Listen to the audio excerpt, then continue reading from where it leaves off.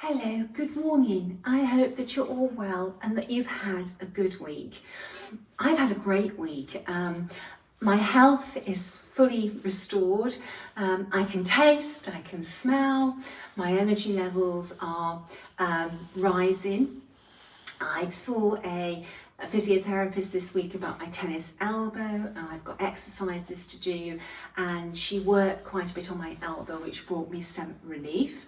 So yeah, life's been good this week. It's gone very, very quickly though. I have so much I want to do, and there just is not enough time to fit it all in. I really, really wish that we could buy time. I can't believe that in 2 weeks Tuesday I actually travelled to London to fly over to Phoenix for the Attic Summer School, and my workshop at Hobby House Needleworks is only 8 weeks away. So much to look forward to. I had thought that I had decided on my travel project for going to the attic, but a little sampler came in this week that I think I might have as my travel project, but when I decide, I will show you before I go. This week I have got lots of booklets off to the printers. My proofreader has worked very, very hard the last couple of weeks for me, and we've got lots of new samplers coming out, which is very, very exciting. I want to thank everybody who has purchased either the booklet or the PDF of Margaret Ferguson. We have been so overwhelmed with the interest that's been shown in this beautiful Scottish sampler. One of my friends, Rita, who lives in Scotland, not far from Inverary, her niece lives very close to Harlow House, and she went and took some photographs of the house, which I think it's absolutely wonderful to see the house as it is today. Margaret did a really lovely representation of the house. You know, she picked up all this stonework above the door, and she picked up these bay windows and these gables so nicely. The house today has 2 towers, which were built by one of the owners. So that's helped us date the sampler to before 1883, I think it is, off the top of my head. Anyway, we've had an email from somebody whose parents live very close to this house, and she's stitching the sampler for a present for her parents. We've had a Margaret Ferguson who's stitching the sampler. It's really exciting. We love seeing our samplers being stitched. That's what we chart them for you to stitch them. This week I was naughty. I have bought quite a few things, and one of the things that I purchased was this floss drop or scissor fob from Minnie McBean's Needlework Fripperies, and I bought this because, one, it goes so beautifully with my mustard coloured kahanas, but also because it has the border from Margaret Ferguson in it. And then Sue did this beautiful crystal heart that picks out the colours that are in the sampler, and then this lovely rose and leaf which sort of reflects the border on this sampler. If I was stitching this sampler, I would have to use these scissors whilst I was doing it. But anyway, I bought these because they are the perfect ones for my mustard coloured kahanas. I couldn't resist when Sue opened her Etsy store this week to buy Elizabeth Beavan's Little Girl in Blue. And again, we've got this crystal heart that complements the design in the fob. And Sue went with cats on this one. So we've got this little cat looking through the window.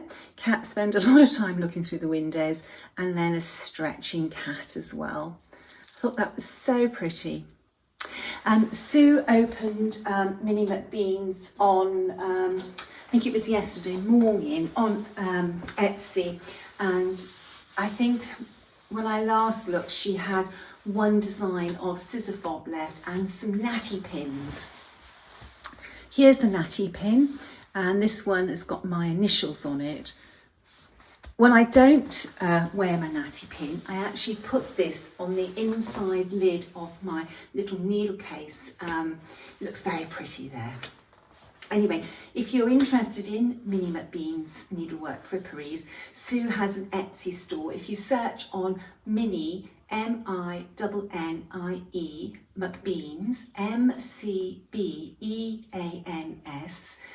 you will find that on Etsy. Sue only opens the store when she has stock, so it really is, if you want it when she's open, you need to get it, because as soon as the last item is sold, she will close the store down, and then she will make, you know, more fripperies for her store and then reopen it.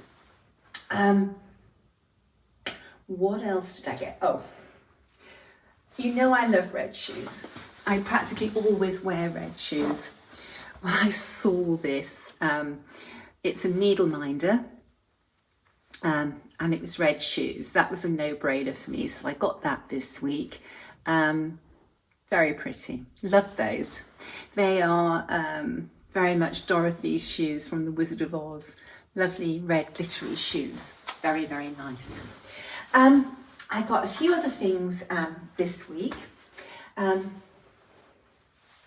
This is gorgeous. I could not resist. I love wearing scarves and I love samplers. So this sort of combined two loves together. It's a silk scarf. It's 90 centimeters square, which is a super size. You can do so much with a 90 centimeter square scarf. You can wear it in so many different ways. And we have this gorgeous sampler on it.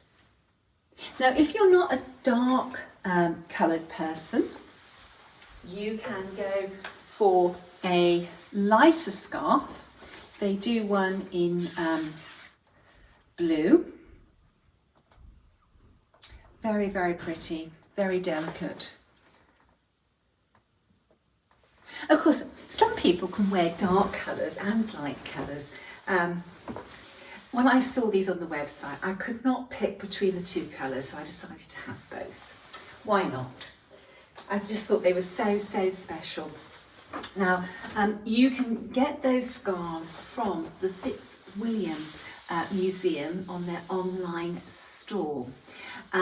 If you go onto the Fitzwilliam's online store and just put sampler in as a search reference, anything that's sampler related will come up.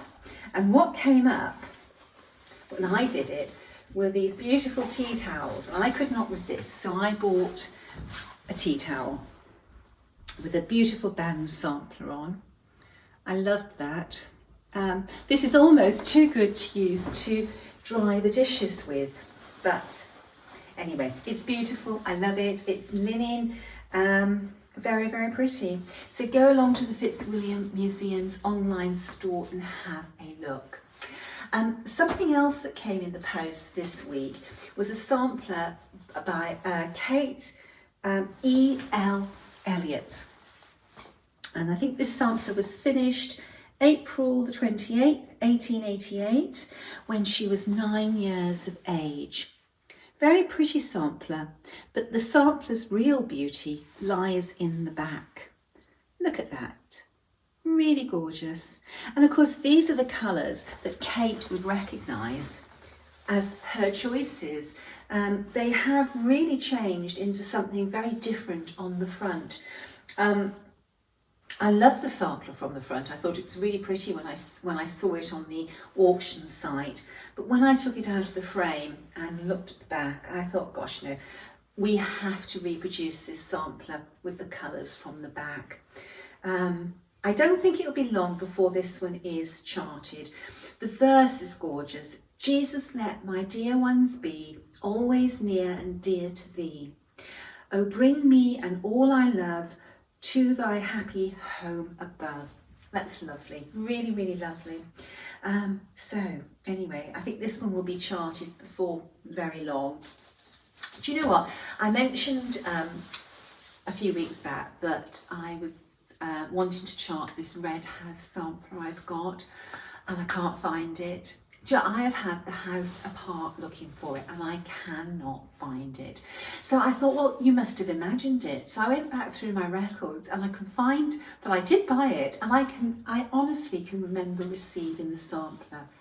It is a mystery, but as soon as it does turn up, I am going to be charting that red house sampler and stitching it myself.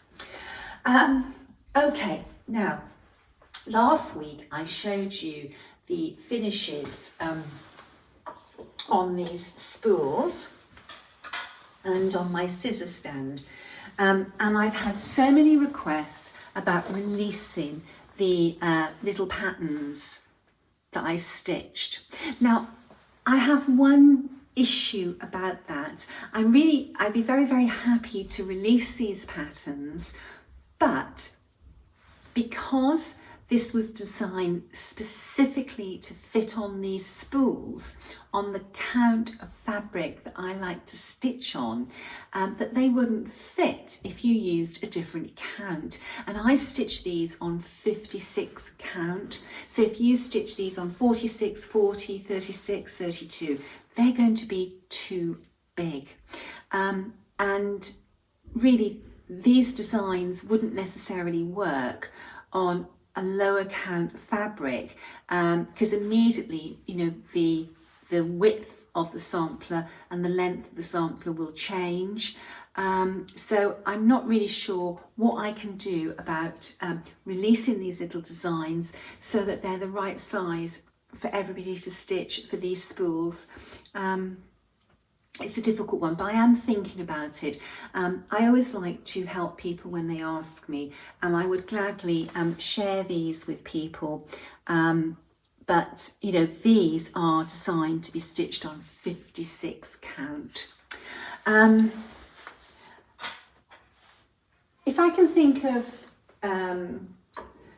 something to make these accessible to everybody, I will, but at the moment I've not really got time to sit down and chart 28, 32, 36, 40, another 5 versions of these, because, you know, the designs would have to be changed to for them to work. So I am sorry about that. I hate saying no to people.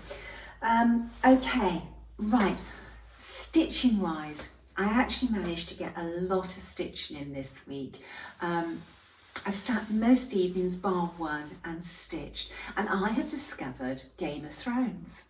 I have never ever seen even a glimpse of Game of Thrones before, but I'm really into it now. So I've been binge watching Game of Thrones as I stitch, and I'm so pleased with my progress on Clara. Such a pretty sampler. It's been a joy stitching this sampler. I wouldn't say I'm a pink person as such, but the shades of pink on this sampler, they're very pleasing on the eye. And this fabric, which is Lichen, L-I-C-H-E-N, from Tabby Cat Linen, it's a fabulous background to work on. I really, really like this colour, and I think you're going to see us using Lichen a lot more in the future. If you wanted to get some Lichen, on Michelle's website, Tabby Cat Linen, if she hasn't got the count or the colour you want, if you email her, she will, you know, supply you with that. But this Lichen, let me just show you the colour again. It does photograph very well for Michelle's website. The colour is just, it's really, really lovely, and it seems to change with the silks that you put on it. Very pretty. I love this ribbon band and this band of carnations. Very pretty. She's another girl that had trouble with her borders. Her border's a little bit strange there and strange there. I think this bottom border in this corner, is the only border corner that works correctly. These little girls, they are funny things. I have not been able to stop stitching, and in fact last night I only stopped when literally my fingers started to bleed. When you work with the size 10 and 12 short beading needles, they can be a little bit sharp on the end, and I literally wore through the skin on my finger. Okay, so have I got anything else to talk about? Well, I picked these 3 samplers up from the framer. I brought them back from America and I had to bring them back out of their frame, so I had to have them reframed. So we've got the beautiful Hannah coats, and these are all samplers that we released very early in Hat's history. These were all probably released in the first year. Very pretty. Hannah's such a happy sampler. I'm not going to pick up the next 2 because with my arm I'm trying to be very careful what I do with it, but I will insert some photographs of the other 2 samplers into this video for you to enjoy.